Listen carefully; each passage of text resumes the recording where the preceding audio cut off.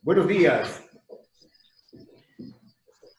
Damos la cordial bienvenida a dos distinguidos profesionales del derecho, el doctor Fernando González, especialista en derecho laboral, catedrático universitario, ex juez del trabajo. También nos acompaña en este diálogo el doctor José Pizarro, socio fundador del estudio jurídico Pizarro y Asociados, técnico docente en el consultorio jurídico gratuito de la Universidad de Cuenca. También nos permitimos invitarle a la doctora Emma Tapia, jueza laboral, pero hasta este momento no se contacta para esta entrevista pactada. Comencemos con el doctor Fernando González. El tema de la ley humanitaria, doctor González. La Asamblea Nacional aprobó dos proyectos de ley que remitió el Ejecutivo. Una es la ley de apoyo humanitario y la otra la ley para el ordenamiento de finanzas públicas en el ámbito laboral. ¿En qué medida cree usted, la misma pregunta luego para el doctor Pizarro, ¿en qué medida creen ustedes que afecta a la clase trabajadora? Adelante. Muchas gracias, mi estimado licenciado Jaime. Un saludo cordial al colega doctor Pizarro, a todas las personas que nos escuchen. Efectivamente, mi estimado Jaime, la ley de apoyo humanitario tiene algunos cambios en la legislación laboral. Yo creo que el más relevante y el que supongo que va a ser materia de debate en algunos foros académicos, en las cámaras, en los gremios laborales, es la contenida en el artículo 216 de esta ley, que hace referencia a los acuerdos para la preservación de las fuentes de trabajo. Esto está regulado en términos muy amplios y dice, en resumen, que el empleador y el trabajador podrán llegar a acuerdos para garantizar la fuente de empleo, podrán modificar las condiciones económicas de la relación laboral. Ahora, en la manera que está redactada la norma, queda ampliamente abierta la posibilidad de que, por ejemplo, empleador y trabajador acuerden reducir la jornada o reducir la jornada, el salario, reducir décimos, no pagar beneficios, dejar que perciban vacaciones. Ahí, mi estimado Jaime, raya también un tema cultural, ¿no? Es muy difícil tratar de, con leyes, regular todas las conductas humanas. El tema es cómo los ciudadanos, los empresarios, los trabajadores van a aplicar esta ley, porque podríamos rayar en dos extremos. En un extremo, el empleador que toma las medidas justas para salvar su empleo y no apretar la situación económica del trabajador de una manera exagerada. Pero podríamos tener el otro extremo, de un empleador poco ético, un empleador, digamos que abusivo, que valiéndose de la amplitud de esta norma, se vaya al otro extremo y vengamos a un abuso de las condiciones del trabajador. Lo que, insisto, aquí raya en un tema cultural de la sociedad, del deber ser, ¿no? Ahora, habría que ver cómo poner en una balanza, qué es peor, ¿no? Yo personalmente pienso que esta norma, al menos quiero ser optimista, va a salvar muchas fuentes de empleo, pero el problema es que va a dar la oportunidad a que haya algunas violaciones a algunos derechos históricamente adquiridos por los movimientos obreros desde hace algunas décadas. Que haya inequidades, doctor González. Sin duda, ¿no? Probablemente uno de los resultados a mediano plazo de la crisis sanitaria sea que se amplíe muchísimo más la brecha entre ricos y pobres. Eso, algunos organismos internacionales ya han dicho que la brecha va a ser mucho más grande y nuestro país no va a ser la excepción. Bien, ahora damos la palabra al doctor José Pizarro. Doctor, sobre el mismo tema, ayer Diario El Universo daba un ejemplo de este abuso, de esta inequidad, cuando informaba que un empresario, a propósito de la ley humanitaria, había despedido a un trabajador dándole 22 centavos de indemnización. Adelante. Muchas gracias, estimado Jaime. En primer lugar, quisiera partir mencionando que es para mí un verdadero honor poder compartir este conversatorio con un profesional a quien he admirado y respetado. Además, fue mi profesor, más bien. Así también agradezco a usted, Jaime, por su gentil invitación. Respecto de su pregunta, yo creo que hay que partir teniendo en cuenta un tema fundamental. Y es correcto lo que usted refiere, porque ya muchos empleadores están aplicando esta ley. Digo, hay que partir aclarando algo, porque esta ley aún no puede ser aplicada. De lo que yo revisaba hasta el día de ayer en la noche, que no consta en el registro oficial, consecuentemente no tiene eficacia, o más bien no está legalmente autorizada aún para ser aplicada. Primer punto. Ahora, ¿qué tan perjudicial puede ser para los trabajadores mi perspectiva? Y bueno, la he venido defendiendo en estos días, y es efectivamente, para mí, desde mi punto de vista, es inconstitucional, que oportunamente va a ser declarada o podría ser planteada. Y ya lo referiré de ser en su momento posteriormente. Pero ¿por qué creo yo estas circunstancias? Adicional a lo que el doctor Fernando de muy clara manera lo explicaba, yo también considero que si está con esta ley humanitaria, entre comillas, que de humanitaria no tiene nada, se está generando o posibilitando al empleador crear un nuevo tipo de contrato. Contrato que totalmente vulnera los derechos, como bien lo dijo el doctor Fernando, han sido adquiridos por una lucha de varios años por parte de los trabajadores. ¿A qué contrato me refiero? A un contrato especial emergente que se regula en el artículo 19, en el cual permite contratar, dice, por 2 años, por 2 años más, pero lo preocupante es que no garantiza, por un lado, una estabilidad en lo absoluto, y por otro lado, algo mucho más preocupante. En el momento en el cual transcurran los 2 años, o en su defecto los 4, cuando se termine este contrato, no va a tener el trabajador derecho a la indemnización que legalmente le debería corresponder, porque en este mismo artículo que refería, claro, se le deberá, dice, pagar la bonificación por desahucio y demás beneficios de ley, pero jamás refiere el tema de indemnización, que evidentemente los empleadores van a utilizar esta norma, desde mi perspectiva, mal redactada, para evadir esta obligación, y que a la postre la indemnización por despido intempestivo es un rubro considerable, ¿no? De hecho, el mayor el que se paga cuando se termina un vínculo laboral. Y otro tema, que este contrato evidentemente puede ser terminado por decisión unilateral, ¿no? El empleador en estos 4 años en cualquier momento le dice gracias y la estabilidad al piso. Eso es lo que le quería en principio comentar, estimado Jaime. Bien, gracias, doctor González. Como consecuencia de la crisis mundial, particularmente la que está viviendo nuestro país, Ecuador, los trabajadores están abocados a despidos masivos, como ya estamos viendo. Por ejemplo, en una empresa cuencana se despidieron en las últimas horas, hemos escuchado y leído en medios de comunicación, a 650 trabajadores, argumentando o apoyándose en el artículo 169, numeral 6 del Código de Trabajo, acogiéndose a motivo de fuerza mayor para despedir a sus trabajadores sin liquidación. Eso no se llama ley humanitaria.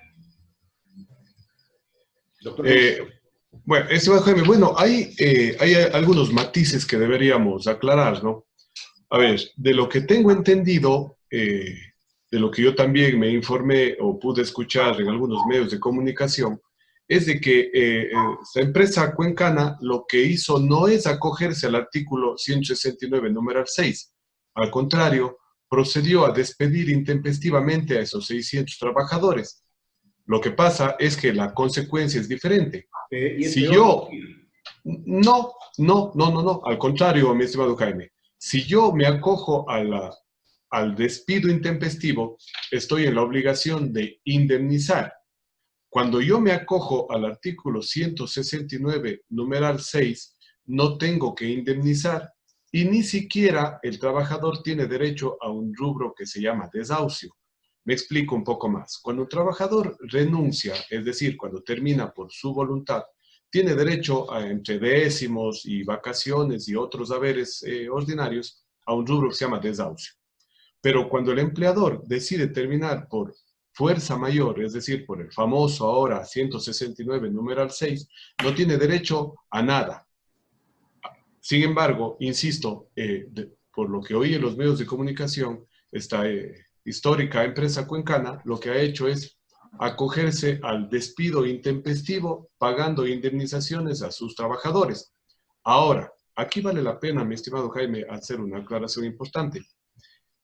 La forma de aplicar el artículo 169.6 es todo un debate. De hecho, la ley humanitaria trae una disposición interpretativa que dice que solo cuando exista un cierre total y definitivo de la empresa podrá constituirse legítimamente la terminación de la relación laboral por fuerza mayor. Ahora, ciertamente no hay claridad de cuál es el texto que remitió la Asamblea, porque hay un texto que circula por redes sociales, que personas allegadas a la Asamblea han remitido. En el uno hay un texto que dice que únicamente por el cese total y definitivo, y hay otro texto en el cual se indica que cuando haya el cierre de una parte del negocio, también aplica esta forma de terminar la relación laboral. Pero en el uno o en el otro contexto habrá que ver cuál es la posición del presidente al momento de aprobar o no lo que le remitió la ley, lo que le remitió la Asamblea. Entonces, aquí hay un matiz, mi estimado Jaime, que es importante. Un principio universalmente conocido, y no es necesario ser abogado para tenerlo por conocido, es que la ley rige para el futuro. Pero en este caso, como es una ley interpretativa a una ley que ya está vigente algunas décadas, en este contexto, lo que remita a la Asamblea y lo apruebe o no el presidente, tendrá que regirá desde antes de la pandemia. Por lo tanto, ahorita todos los empleadores estarán muy pendientes a ver qué pasa con ello.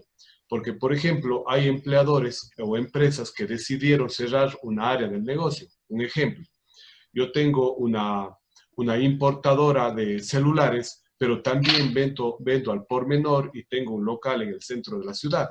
Yo decido quedarme con la importadora, pero cerrar el local y mando a todas las personas que estén en mi local. Si es que se termina aprobando que el cierre de una parte del negocio sea fuerza mayor, esto no será despido. Doctor Si González, es que no, sí. Doctor González, pero una empresa que está viviendo, por ejemplo, serios problemas económicos, puede llegar a un acuerdo con sus trabajadores, un acuerdo mutuo, y luego de un tiempo, 2, 3, 4, 5 meses, reactivar nuevamente la empresa. Claro, pero ahí hay otro matiz, mi estimado Jaime, que estaríamos confundiendo. Una cosa es cuando el empleador dice, termino la relación laboral. Y la otra es cuando se sienta con su trabajador y suscribe un acuerdo o incluso por mutuo acuerdo deciden terminar la relación laboral. Pero ese es otro panorama. En el primer panorama estamos entendiendo que el empleador toma una decisión unilateral y sin esperar el pronunciamiento del trabajador. Lo que usted nos dice es un acuerdo en el cual deciden suspender la relación laboral, bajar la jornada, pero ahí necesita del acuerdo, de la aprobación de ambas partes. Pero hay otro matiz. Si una empresa, un empleador grande o pequeño, por problemas económicos decide simplemente sacar o terminar la relación laboral con 2, 3, eso sin duda es despido, ¿no? Porque aquí, mi estimado Jaime, hay un principio universal y que nos viene desde las teorías del plusvalor del trabajo que sostenía Marx en sus teorías, cuando dice que las ganancias del empleador, el crédito, las ganancias, el lucro que genera el trabajo de una persona son de beneficio del empleador, pero el riesgo, la pérdida, lo asume él, lo cual es muy fácil de entender. Si a mí me contratan para ganar 500 y mi trabajo le genera 5.000 a mi empleador, esos 4.500 de diferencia son de él. El plusvalor se queda con él. Pero si me contrata y le va muy mal y pierde, esa pérdida la tiene que asumir el empleador. Ese es un principio muy antiguo del derecho del trabajo y que tendría que aplicarse ahora cuando no exista cierre definitivo, porque definitivamente eso no ha estado contemplado en nuestra legislación. Bien, gracias. Gracias por la aclaración, doctor González, que vale la pena, ¿no? Vale la pena porque ustedes son los entendidos y los expertos en estos delicados asuntos laborales. Vamos con el doctor Pizarro. A propósito de los masivos despidos, doctor, ayer se anunciaba que cientos de trabajadores del área de salud han sido despedidos, les han dicho chao, que les vaya bonito. En días anteriores, el presidente Moreno anunció algunas medidas, entre ellas la reducción de 8 a 6 horas diarias a los funcionarios públicos que dependen del Ejecutivo, lo que implica, por supuesto, una disminución en su salario y, al decir de los trabajadores, una flexibilización y precarización del trabajo. Doctor Pizarro, ¿cuál es su comentario? Sí, efectivamente. A ver, este decreto al cual usted refiere es el 1053, que ya está publicado en el registro oficial, en donde efectivamente, entre otras cosas, dice, a ver, ustedes, servidores públicos, antes trabajaban 8 horas, ahora trabajarán 6 horas, en definitiva. ¿Qué tan, a ver, al final está aplicado, es legal, puede aplicarse, pero es constitucional, es el tema que deberíamos despejar. Y yo digo que no, por la siguiente razón, y voy a tratar de ser bastante rápido en este tema. A ver, ¿dónde está regulado el tema de la jornada de los servidores públicos? Tanto en el artículo 25 de la Ley Orgánica de Servicio Público, la LOCEP, y en el reglamento. Este decreto dice, oiga, modifiquemos el reglamento. Perfecto. Pero hay que tener en cuenta que el presidente no tiene la facultad para modificar una ley. Claro, se dirá, oiga, pero no está modificando la LOCEP, sino el reglamento. Efectivamente, el reglamento, pero al introducir la posibilidad de que exista otra jornada, está también modificando la ley de la LOCEP. ¿Puede hacerlo? No lo puede hacer. De hecho, el artículo, yo hace un momento estaba revisando aquello, el artículo 147 establece la facultad del presidente de expedir reglamentos y, claro, expedir decretos, pero eso no implica que pueda expedir leyes que modifique. Está modificando el artículo 25 de la Ley Orgánica de la LOCEP.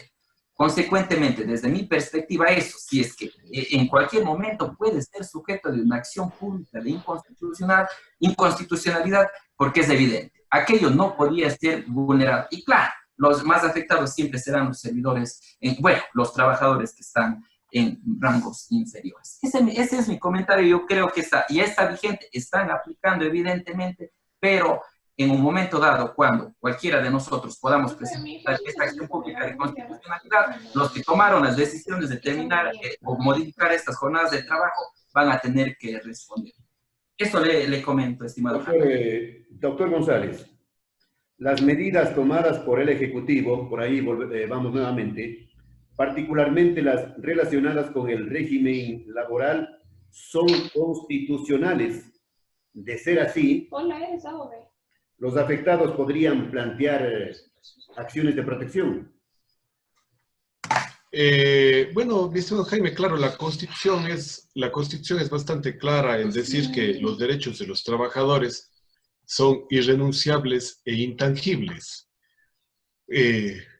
Una disminución de su remuneración, que claro, va de la mano con una disminución de la jornada, estaría poniendo a los servidores públicos en una condición de desmejoramiento de su condición, lo cual a todas luces es contrario a una norma expresa de la Constitución.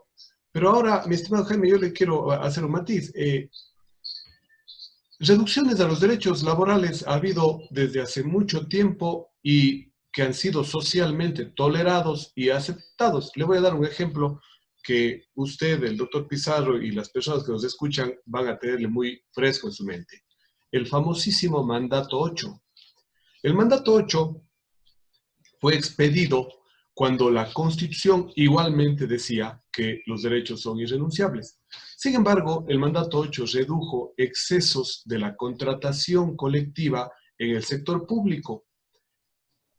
era bien conocido y bien sabido que en el sector público la contratación colectiva tenía unos beneficios desproporcionados y desmedidos, al punto que una persona que trabajaba meses o un par de años podía salir con $1.000.000 de indemnización.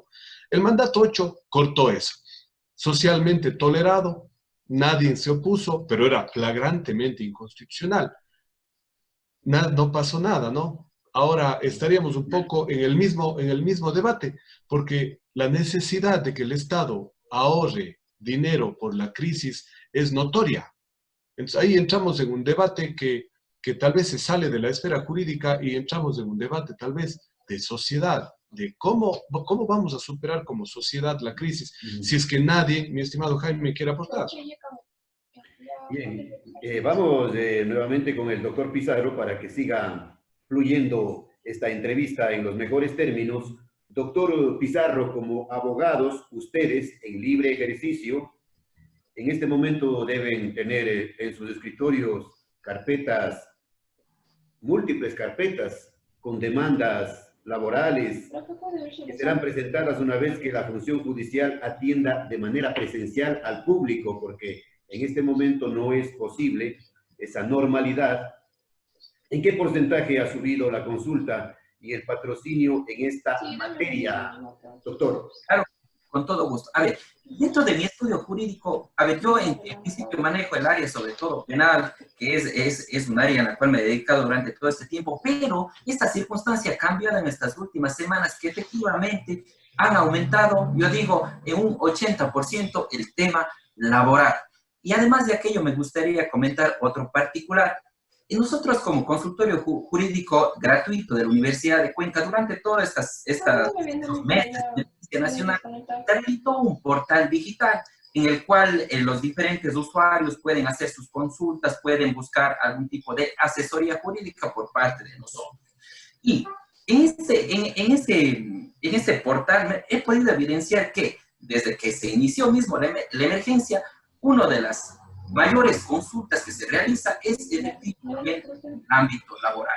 Consecuentemente, los despidos y las consultas evidentemente van a aumentar y lo están aumentando. Claro, ahora no hay cómo ingresar, pero yo creo en el momento en el cual la función judicial decida ya habilitar el ingreso de demandas, muy probablemente con los jueces laborales que tenemos va a colapsar el sistema porque se vienen demandas por cientos. Esto estoy con total seguridad. Se vienen demandas por cientos, doctor González. El tema de la reducción de las horas de trabajo está en la ley humanitaria, el tema de la reducción del salario. ¿Qué va a pasar con los aportes al Instituto Ecuatoriano de Seguridad Social? Estimado Jaime, claro, la ley humanitaria, su artículo 20, también dice que el empleador podrá reducir la jornada hasta un 50%, debiendo pagar el 55% de la remuneración. Es decir, le reduce, trabajará 4 horas, el trabajador laborará 4 horas, pero le tendrán que pagar un poquito más de la mitad. La ley dice que deberá pagarse al IES en proporción a la jornada de trabajo, lo cual es preocupante porque pone, a mi juicio, pone en alto riesgo los ingresos y la planificación de la seguridad social. Imagínese usted, mi estimado Jaime, la disminución de ingresos de la seguridad social con la desafiliación de personas, tanto del régimen voluntario, del régimen bajo relación de dependencia por las terminaciones de las relaciones laborales y además la reducción de los aportes por la reducción de la jornada.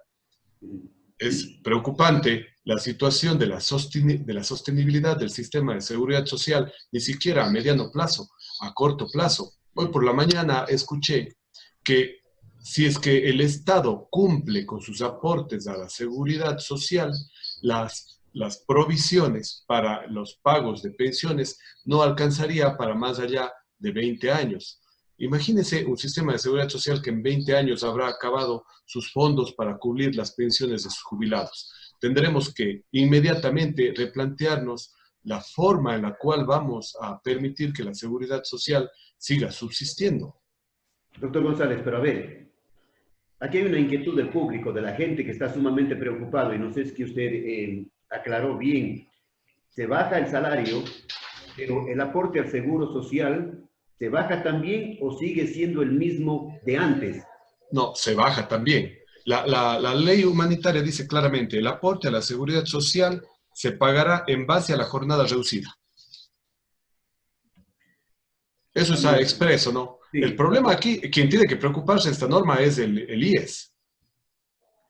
Ahora, no sé si usted nos puede, doctor González y doctor Pizarro, dar un criterio, eso mismo para que la gente vaya entendiendo bien qué implica un contrato especial por tiempo indefinido.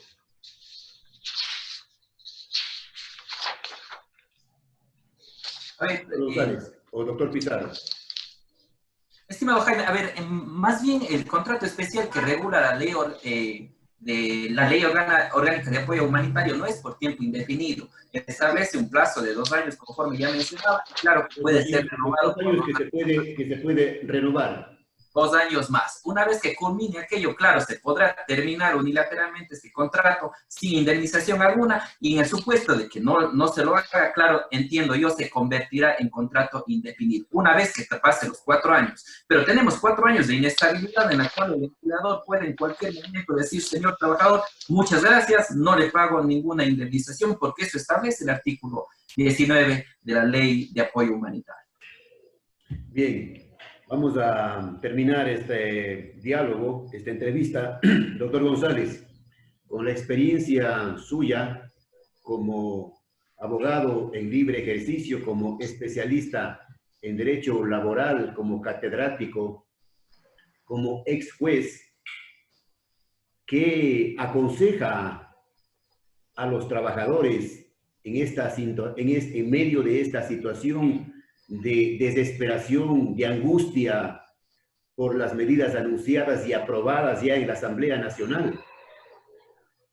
Gracias, estimado Jaime. A ver, yo personalmente creo que las empresas grandes, medianas, no van a tener mayor inconveniente a mediano o a corto plazo, porque una empresa mediana, grande, tiene un departamento de talento humano, tiene su abogado de planta, tiene de pronto los recursos para haber llegado a acuerdos con sus trabajadores. Yo coincido con el doctor Pizarro en que va a haber una alta demanda de reclamos en el sistema judicial, pero yo sospecho que estos reclamos van a estar dirigidos contra el pequeño empresario, contra el pequeño negocio. Recordemos, Jaime, que nuestra sociedad, sobre todo aquí en nuestra zona del Austro, grandes empresas hay contadas con los dedos de la mano. La gran mayoría de negocios son pequeños negocios familiares. Me refiero al señor, a la tienda, al panadero, al señor que tiene el pequeño restaurante, al pequeño bazar. Esas son las personas que van a sufrir reclamos y van a ser los usuarios del sistema de justicia. El empleador mediano, grande y el muy grande ni se diga. Solo le voy a dar un ejemplo, Jaime. Si revisamos los libros de los juzgados, de la Inspectoría de Trabajo, los bancos, las grandes industrias, rara vez o nunca son demandados, muy rara vez. ¿Por qué? Porque el empleador grande tiene la capacidad económica para llevar sus cosas conforme a la ley, para negociar. En cambio, el empleador pequeño tiene que estirar la ley y hacer sus tira y jala para que su negocio sea rentable, ¿no? Si usted me dice qué aconseja, yo personalmente me permito aconsejar que las personas busquen llegar a un acuerdo. Pero claro, tendrá que ser un acuerdo digno y un acuerdo que medianamente respete sus derechos, porque fíjese, yo coincido en que el sistema judicial probablemente vaya a tener un atascón, en el cual, claro, un proceso judicial que venía siendo bastante ágil en la ciudad de Cuenca, un juicio en sus instancias no duraba más, un juicio laboral de 9, 10 meses, un año tal vez de una situación extrema, pero con un sistema judicial a nivel nacional colapsado, yo tengo sospecho y con miedo le debo decir que yo creo que un juicio laboral podría durar 3 años y no por saturación en la ciudad de Cuenca. Sabemos que los juicios tienen un recurso a la ciudad de Quito. Usted puede imaginarse, mi estimado Jaime, un juicio laboral en recurso de casación en la ciudad de Quito, con todos los juicios del país, de Guayaquil, de la costa ecuatoriana, sobre todo, en donde la pandemia ha golpeado con más fuerza. ¿Cuánto va a durar ese juicio? Entonces, y contestando su pregunta, yo sugiero que se llegue a acuerdos, pero siempre con dignidad y respetando medianamente los derechos. Acuerdos justos y acuerdos humanitarios, como dice la ley. Sin duda. La misma pregunta para el doctor Pizarro. ¿Cuál es su consejo, doctor? A la gente está sumamente preocupado, ni se diga a los que ya han perdido su fuente de trabajo. Gracias, estimado Jaime. Efectivamente, a ver, hay que tener en cuenta que esta emergencia nacional afectó a todos, y no solo al Ecuador, sino a todo el mundo.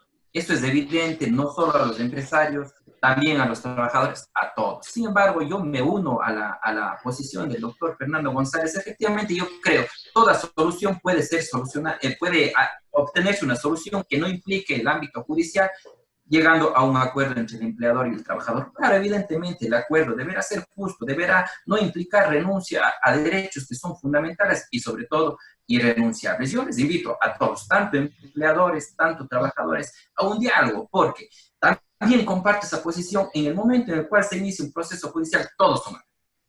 Y sobre todo los de la relación débil procesal, que es, en este caso, seguramente será el trabajador. Yo creo en muchos casos el denunciar a derechos, o más bien al poder llegar a un acuerdo, a la postre termina siendo mucho más beneficioso que iniciar un proceso judicial que no se sabe cuándo terminará.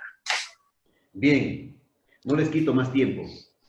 Gracias a los dos destacados profesionales, doctor Fernando González, especialista en Derecho Laboral, catedrático, ex juez, y al doctor José Pizarro, socio fundador del estudio jurídico Pizarro y Asociados.